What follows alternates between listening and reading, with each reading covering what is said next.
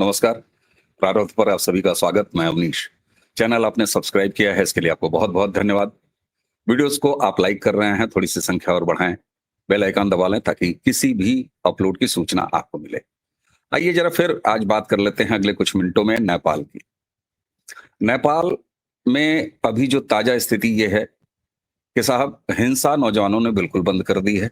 किसी भी तरह की अब हिंसा नहीं हो रही है, लेकिन इसी के साथ दुखद खबर ये भी है कि मरने वालों की संख्या अब 34 से लेके 38 के बीच में पहुंच गई है। बहुत से ऐसे घायल गंभीर रूप से जो थे उनकी भी मृत्यु हुई है, लेकिन नया कोई घायल नहीं हुआ है क्योंकि हिंसा कंप्लीटली बंद है। बल्कि वही नौजवान अब जो उन्होंने आग लगाई थी, जहां जहां उन्होंने सिविल प्रॉपर्टीज को या सरकारी प्रॉपर्टीज को या सड़कों को या बाजारों को नुकसान पहुंचाया था, उन्हें वो साफ सूफ कर रहे हैं। तो ये अभी की ताजा स्थिति है। लेकिन जो बताने वाली बात है, जो नया डेवलपमेंट है, वो ये है कि कल मैंने आपको बताया था या आप सब जानते हैं कि सुशीला कार्की जो पूर्व चीफ जस्टिस हैं वहां के सुप्रीम कोर्ट की, उनका नाम लगभग एक तरीके से औपचारिक रूप से फाइनल हुआ। मैं आगे आपको प्रक्रिया भी बताऊंगा कि क्या प्रक्रिया वहां पर है, कैसे संविधान जो नेपाल का है वो अनुमति देता है कि कौन इस तरह की किसी स्थिति में क्या किया जाए। लेकिन कल शाम को बड़ा इंटरेस्टिंग डेवलपमेंट हुआ। डेवलपमेंट ये हुआ कि एक तरफ जो नौजवान थे जिन्हें जेनजे के नाम दिया जा रहा है, मैं उन्हें नौजवान कहता हूं, छात्र भी नहीं कहूंगा, उनके बीच बंटवारा दिखा। बंटवारा किस बात को दिखा? बंटवारा ये कि एक गुट उनका ये कह रहा है कि नहीं साहब, सुशीला कार्की जी वो बने, और दूसरा गुट वो काठमांडू के मेयर बालन शाह के लिए। तो ये अब एक बंटवारा देखा जा रहा है। एक चीज ये, लेकिन कल ही शाम को एक डेवलपमेंट और हुआ और एक नया नाम सामने आया जो कि वहां के इंटरिम प्राइम मिनिस्टर के लिए प्रस्तावित किया गया, चर्चा में आ गया। प्रस्तावित तो वहां कोई औपचारिक प्रस्ताव आ नहीं रहा है, लेकिन चर्चा में आ रहा है। वो कौन सा नाम है? वो नाम है कुलमान घिसिंग। कुलमान घिसिंग एक इंजीनियर हैं और इन्हें जाना जाता है कि नेपाल में बड़ी भीषण बिजली की समस्या थी। उस समस्या से घिसिंग ने निजात दिलाया था, इंजीनियर हैं, इनका नाम आ गया। अब देखिए, समझने का प्रयास कीजिए, चाहे वो बालन शाह हों, चाहे कुलमान घिसिंग हों, इसके पहले 3-4 और नाम हैं, मैं नाम क्या गिनाऊं, आप सब जानते हैं। इस तरह के नाम ऐसी जब किसी देश में स्थिति पैदा हो जाती है जहां पर न सिर्फ सत्ता वाली सरकार, उसके खिलाफ एक बहुत गहरा असंतोष हो जाता है जनता में, या जो विपक्ष में हैं उनके खिलाफ भी जब गहरा असंतोष हो जाता है, तो आप नेपाल की स्थिति समझें। नेपाल में इस समय एकदम सामाजिक या राजनीतिक अराजकता की स्थिति, आप उसमें से हिंसा हटा दीजिए, हिंसा बंद हो गई है, लेकिन अराजकता है। व्यवस्था नाम की चीज नहीं है। संसद जरूर है, स्पीकर जरूर हैं, राष्ट्रपति भी हैं, लेकिन अभी मैं बताऊंगा क्या वहां पर आगे संवैधानिक प्रक्रिया है। लेकिन देर रात होते होते एक बार फिर कुलमान घिसिंग का नाम वापस चला गया। तो ये नाम आते रहेंगे, कभी बालन शाह आपको सुनाई देगा, कभी ये घिसिंग जैसे लोग आ जाएंगे। लेकिन मैं आपको बता रहा हूं, जो संवैधानिक प्रक्रिया है, जो जिम्मेदार लोग हैं, जिसमें राष्ट्रपति, उसके अलावा स्पीकर, ये और बाकी पॉलिटिकल पार्टियां, क्योंकि पॉलिटिकल पार्टियां वहां एग्जिस्ट करती हैं और संसद अभी वहां एग्जिस्ट कर रही है, यानी सांसद भी बने हुए हैं। तो असल फैसला वहां लिए जाना है। निश्चित रूप से नौजवानों के इस आंदोलन के आगे और पीछे की स्थितियां भी देख के, और आगे और पीछे की स्थितियों को जरा आप ध्यान रखिएगा, मैं आगे आपको बताऊंगा क्या हो रहा है। अब आइए आपको प्रक्रिया बताते हैं। देखिए, नेपाल के राष्ट्रपति रामचंद्र पौडेल जो हैं, उन्होंने साफ तौर पर कहा है कि देखिए, संवैधानिक ढांचा जो हमारा है, उसी ढांचे के अंदर हम कोई भी अगला डिसीजन लेंगे। इसी बीच में एक बात और भी आई कि आखिर अब वहां पर कोई सरकार नहीं है, कोई प्रधानमंत्री नहीं है, तो मौजूदा स्थिति क्या है? राष्ट्रपति शासन, जैसे अपने यहां होता है। तो ये भी संभव है। और इस समय जब नेपाल में कोई सरकार नहीं है, कोई इंटरिम प्राइम मिनिस्टर नहीं है, तो बट नेचुरल है कि जिस तरह हमारे यहाँ होता है उसी तरीके से वहां पर राष्ट्रपति शासन लगा हुआ है। अब संविधान जो नेपाल का है, उसकी एक धारा है, उसका एक अनुच्छेद है 61(4). नेपाली भाषा में जो संविधान है उसमें है बाधा अड़काऊ फुकाऊ। ये संविधान नेपाल का अनुच्छेद 61(4) जो कहता है बाधा अड़काओ बाधा फुकाओ, ये एक प्रोविजन है। इस प्रोविजन का इस्तेमाल करके वहां के संविधान के अनुसार राष्ट्रपति को यह अधिकार है कि वो ऐसी किसी स्थिति जो कि इस समय नेपाल में पैदा हुई है उसमें किसी इंटरिम प्राइम मिनिस्टर को नियुक्त कर सकता है। लेकिन इसमें भी एक पेंच है। नेपाली संविधान के हिसाब से ये 61(4) आर्टिकल बाधा अड़काओ फुकाओ ये कहता तो है कि राष्ट्रपति को अधिकार है किसी को भी इंटरिम, लेकिन जिसको भी इंटरिम घोषित किया जाए वो नेपाली संसद का मेंबर होना चाहिए। अब चाहे वो बालन शाह हो, चाहे घिसिंग हो, चाहे इवन सुशीला कार्की हो, ये नेपाली संसद के मेंबर तो है नहीं। अब फिर कैसे होगा? तो इसका जो सॉल्यूशन है वो वहां पर निकाला जा रहा है, जिसमें राष्ट्रपति और उसी के साथ स्पीकर महत्वपूर्ण है वहां पर भी, जैसे अपने यहां महत्वपूर्ण होते हैं सरकार को लेके।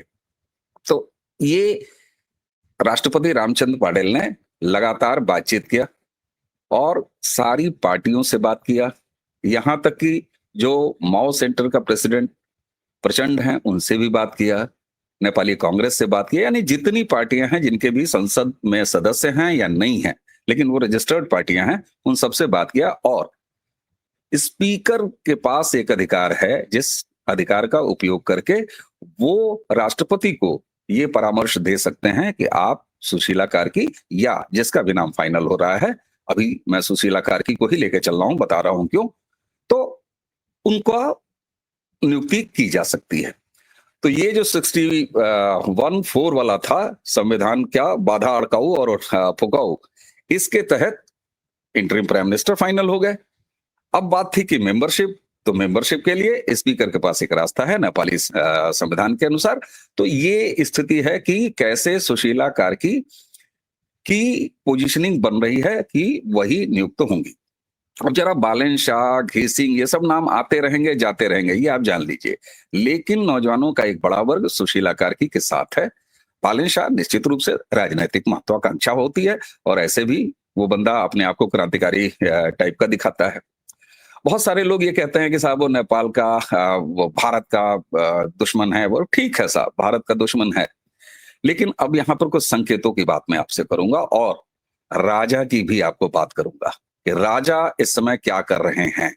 नेपाल के भूतपूर्व राजा बीबी शाह, देखिए साहब, ओली ने क्या कहा था कल, मैंने अपने वीडियो में, मेरे ख्याल से हाँ कल के वीडियो में मैंने वो स्लाइड भी दिखाया था जिसमें उन्होंने कहा कि अगर मैं अयोध्या और लिपुलेख जो सीमा विवाद है, अगर उस पर मैं भारत से पंगा नहीं लेता तो मेरी सरकार नहीं जाती। इसका क्या मतलब हुआ? इसका मतलब ये हुआ, हालांकि उन्होंने आरोप लगाया भारत के ऊपर, लेकिन मैं इस बात को आगे नहीं बढ़ाऊंगा कि हाँ साहब भारत ने वो सरकार गिरवा दी, बिल्कुल नहीं। नेपाल एक संप्रभु राष्ट्र है, भारत, हम भारतीय उसका सम्मान करते हैं। तो केपी शर्मा ओली की सरकार गई तो वो कुछ भी अनाप शनाप बोल सकते हैं, लेकिन जो भी उन्होंने अनाप शनाप बोला है उससे संकेत क्या निकलता है? संकेत यही निकलता है, केपी शर्मा को यह क्रेडिट जाता है कि उन्होंने संकेत निकलवाया है कि साहब नेपाल में जो भी भारत विरोध करेगा वो सत्ता में नहीं रह पाएगा।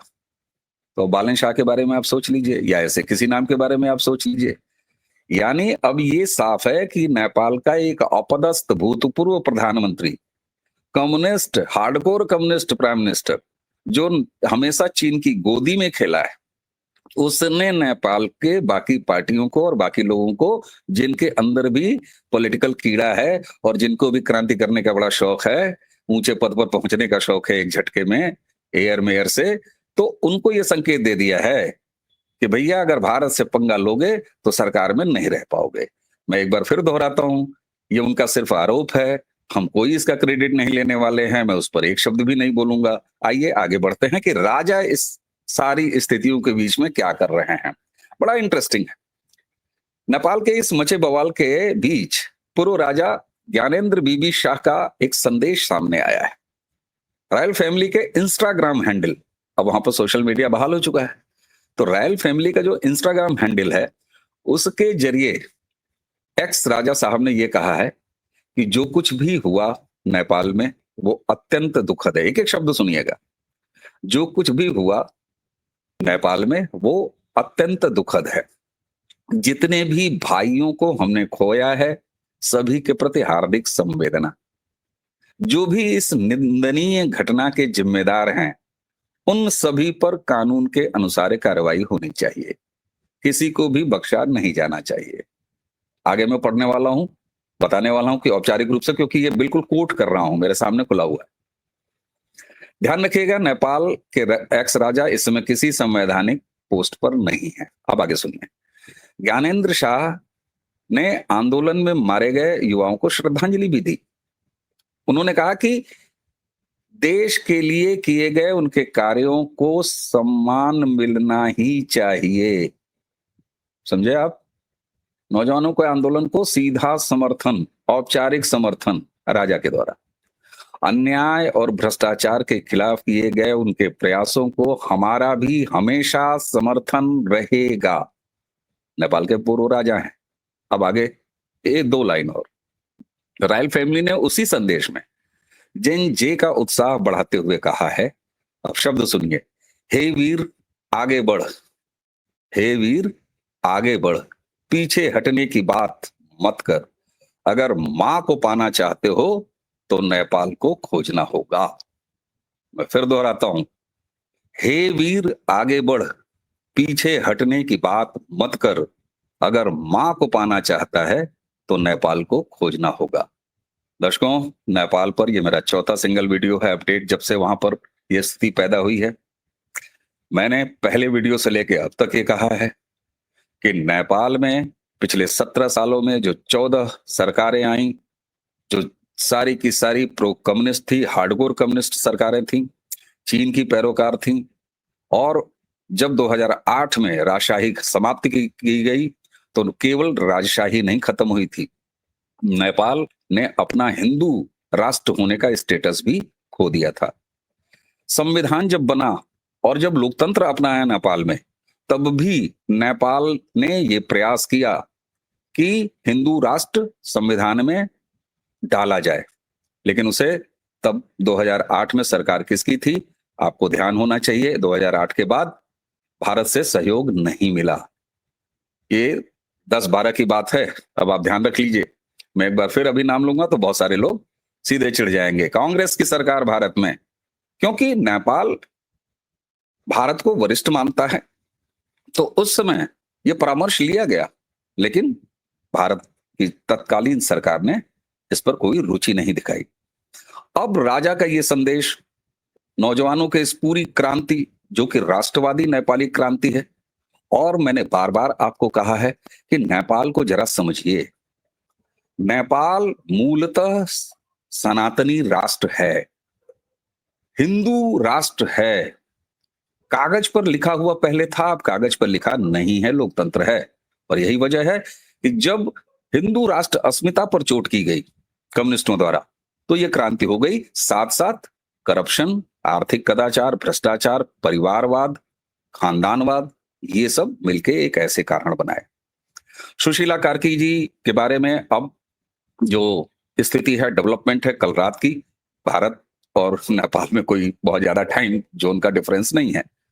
अब वहां पर सारी पार्टियों से बात कर ली गई है, राष्ट्रपति ने बात कर लिया है, और औपचारिक रूप से स्पीकर के एडवाइजर उन्होंने एक प्रक्रिया तय की है, जिसमें राष्ट्रपति बैठेंगे, स्पीकर बैठेंगे। हो सकता है कि कुछ पार्टियों के प्रतिनिधियों को भी बैठाया जाए, क्योंकि संसद है और सांसद भी हैं, और उनको बैठा के अब तक जो सबसे गंभीर नाम है, देखिए नेपाल में इस तरह की जब स्थिति हो जाती है तो आप तब तक, जब तक कि शपथ न ले लें, तब तक आप कुछ कह नहीं सकते। लेकिन मेरे पास जो जानकारी है उसके हिसाब से शुक्रवार को शपथ की प्रक्रिया पूरी हो सकती है। अंतरिम प्राइम मिनिस्टर के रूप में सुशीला कार्की शपथ ले सकती है। नेपाल की ये स्थिति है। और एक चीज और, एक थ्योरी चल रही है कि साहब डीप स्टेट ने वहां पर ये करा दिया, डीप स्टेट ने ऐसा करा दिया। तो भैया ये बताइए, केपी शर्मा ओली ने क्या कहा? भारत ने सब करा दिया। एक बंदा जो अब प्राइम मिनिस्टर नहीं रहा, जिसकी सरकार चली गई, वो कह रहा है, और वो कोई अमेरिका का पिट्ठू, चाइना का पिट्ठू, आप एक या तो मान लीजिए कि वो चाइना का पिट्ठू है। अगर चाइना का पिट्ठू है तो अमेरिका पे डीप स्टेट पर केपी शर्मा ओली को आरोप लगा देना चाहिए। और संकेतों में अंतिम बात कह रहा हूं, डीप स्टेट पर किसी देश का नाम नहीं लिखा होता अगर केपी शर्मा ओली का ही मान लिया जाए तो। अब भारत में लोग क्यों चिल्ला रहे हैं कि डीप स्टेट का काम है, डीप स्टेट का काम है। एक डीप स्टेट नाम का जुमला मिल गया है, कुछ भी ऐसा हो जो समझ में ना आए उसको डीप स्टेट का नाम दे दो। आप मेरी बात का ध्यान रखिएगा, मैं यही तथ्यों के साथ आपको साबित करके दिखा रहा हूं। जब नेपाल में ये सब हुआ, ओली ने इस्तीफा दे दिया, हिंसा हुई, मंत्रियों को दौड़ा दौड़ा के मारा गया, भूतपूर्व प्रधानमंत्री उनके परिवारों को मारा गया, हर पॉलिटिकल पार्टियों को के लोगों को मारा गया, चाहे सत्ता में हो चाहे सत्ता से बाहर हो। शुरुआत में यहाँ अपने पिछवाड़े गुलाल पोत के जो बांग्लादेश कराना चाहते हैं, जो इंडोनेशिया कराना चाहते हैं, जो भारत में सड़कों पर उतारना चाहते हैं, उन्होंने सबसे पहले शुरू किया कि अरे साहब ये देखिए हो गया भारत में भी हो जाएगा।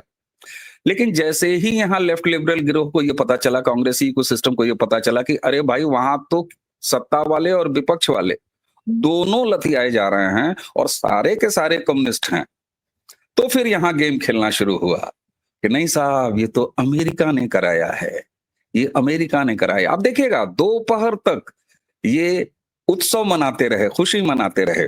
दोपहर के बाद इनका मातम शुरू हुआ। भारत में तमाम ऐसे सोशल मीडिया बाज या जितने भी हैं, और उन्होंने कहना शुरू किया कि ये अमेरिकन डीप स्टेट का काम है। भाई साहब, अमेरिकन डीप स्टेट का काम है, इसका कोई आधार आपके पास हो तो बताइए कयास के अलावा। लेकिन मेरे पास ये आधार है दर्शकों कि केपी शर्मा ओली ने क्या कहा कि अगर मैंने अयोध्या और लिपुलेख पर भारत से पंगा नहीं लिया होता तो मेरी सरकार नहीं जाती। तो बात तुम्हारी सही की बात, ये वाली थ्योरी सही, लेकिन हमें इन तमाम कॉन्स्पिरेसी थ्योरियों से कभी मतलब नहीं रहा है। मैंने अपना प्रयास किया है कि जो कुछ भी सामने सच है, फैक्ट है, उसका आकलन करूं और आपके सामने रख दूं। तो ये स्थिति है आज। अगर ये वीडियो आपको पसंद आया हो तो इसे आगे बढ़ाइएगा। चैनल को आपने सब्सक्राइब किया है, इसके लिए आपको बहुत बहुत धन्यवाद। वीडियोस को लाइक आपको लगातार करते हैं, संख्या थोड़ी सी और बढ़ाइए। नेपाल पर आगे कुछ भी होगा, प्रतिदिन जब तक नेपाल में अमन बहाल नहीं होगा, सरकार नहीं आ जाएगी, मैं एक वीडियो छोटा ऐसे ही लेके चलूंगा, आपके सामने आऊंगा। ये वीडियो थोड़ा सा लंबा हो गया क्योंकि इसमें मुझे डिटेलिंग करनी थी। तो मुझे दीजिए इसी के साथ आज्ञा। नमस्कार, प्रणाम, जय जय श्री राम।